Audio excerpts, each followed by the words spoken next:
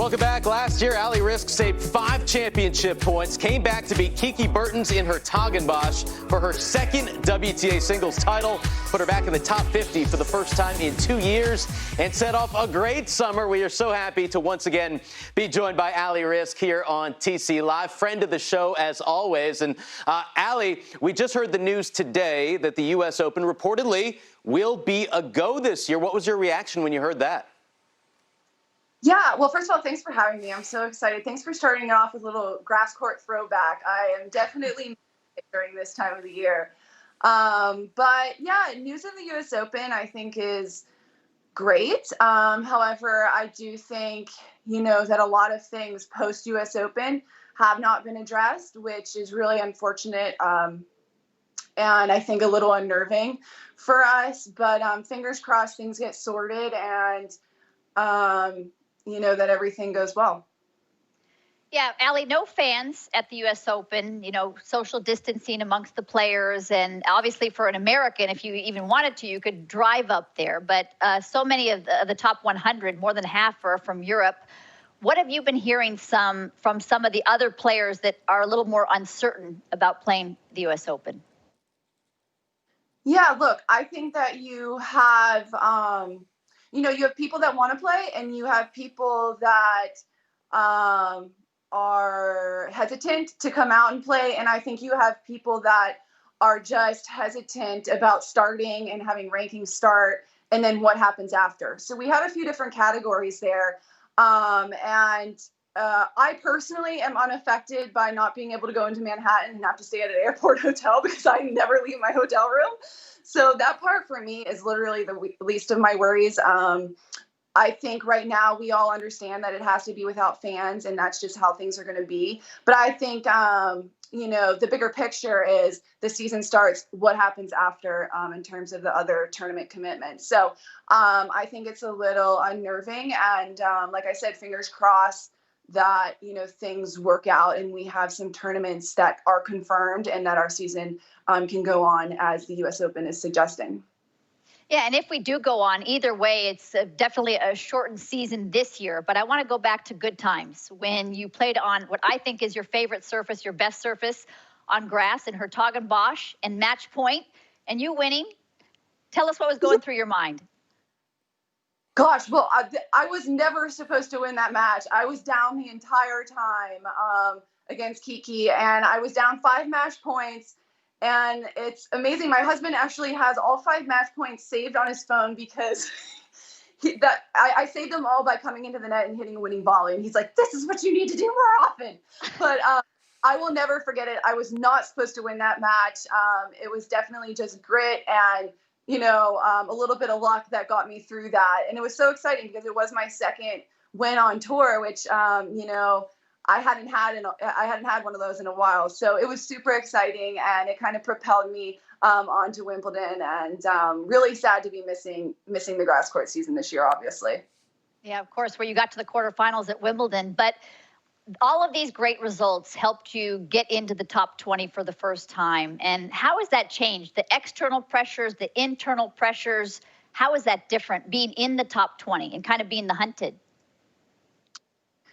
Yeah, I think that part actually hasn't set in. I haven't had a chance to play under my top 20 ranking, but a couple tournaments. So honestly, it hasn't really been too different for me. I think one thing that has been wonderful, and I got to experience it in Australia. I don't think I was seeded in the U.S. Open, but it's just to be a seed and not have to run into, Ash Barty or Simona Halep first or second round at a Grand Slam. And I've never had that luxury before. So that part is awesome. And I think I'm just so grateful to be in the place that I am and to have the ranking that I do. I'm very grateful that, after 12 years on tour, I've gotten to this point and I'm just savoring it and looking forward to, hopefully, continuing in the upswing.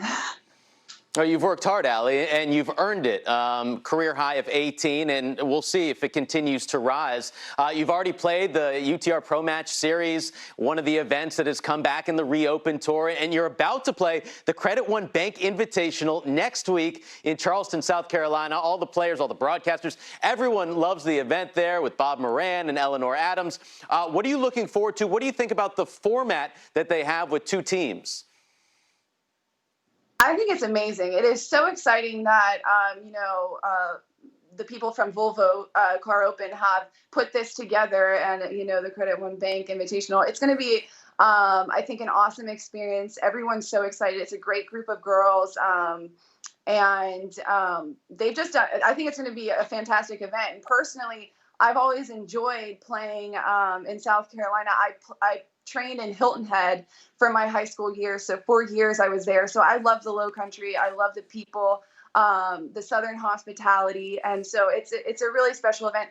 I must say, it is on clay. So the last couple of years I did go to Monterey instead of playing Volvo Cup, but anyone that knows my tennis can probably understand that.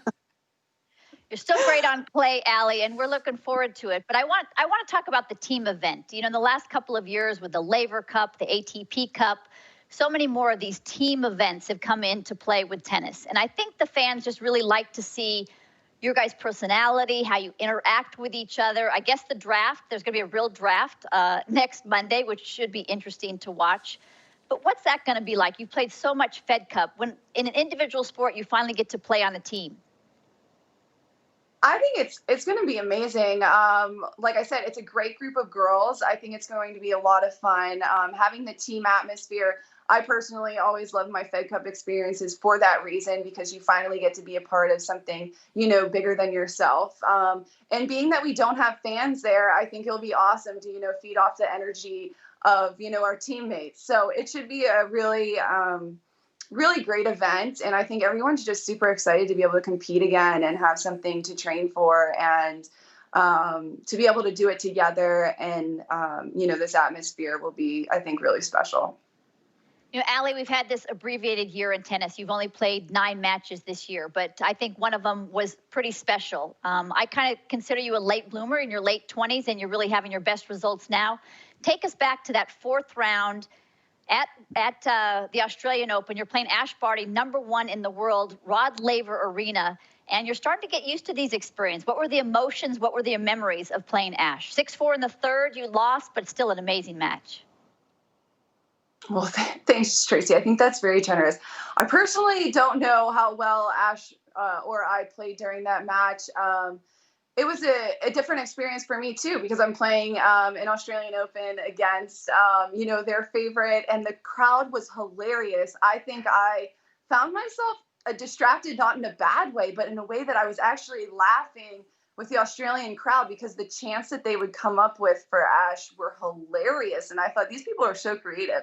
But it was a tough match for me. Obviously, I had beaten her, in the same round at Wimbledon, and I expected a lot out of myself. And I just, wasn't able to get the job done. But as you say, I think the more that I put myself in these positions, the 4th round, quarterfinals, I think it's going to really help me, to deliver in the future. So it's, hopefully I give myself another opportunity in the future. Allie, one of the questions we had with the U.S. Open being played, whether the Cincinnati event would be held in New York beforehand or whether they would hold qualifying for the U.S. Open. What's your opinion on that? Would you rather, obviously you don't have to qualify anymore, but you've been in that position before. Would you rather they play the qualies or have the Cincinnati event?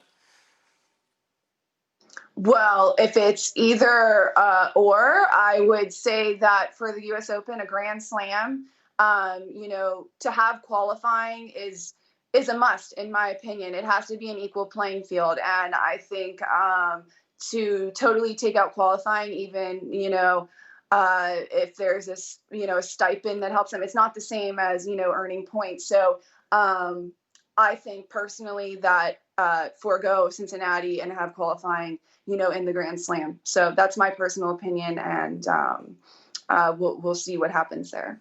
All right. Well, we look forward to seeing you next week in Charleston. We apologize for not having Prakash here today to be a part of this interview.